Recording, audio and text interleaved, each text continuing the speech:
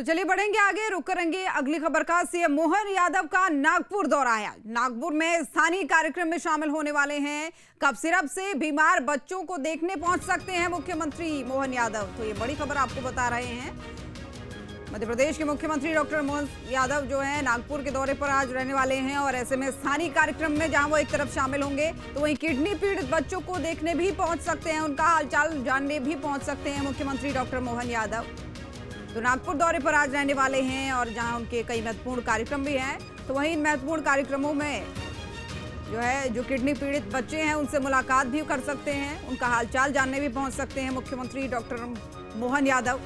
तो नागपुर दौरा उनका कई मायनों में खास रहने वाला है, जहां एक तरफ कई कार्यक्रमों में वो शामिल होंगे तो वहीं किडनी पीड़ित बच्चों से मुलाकात करेंगे, उनका हालचाल जानते हुए भी नजर आएंगे।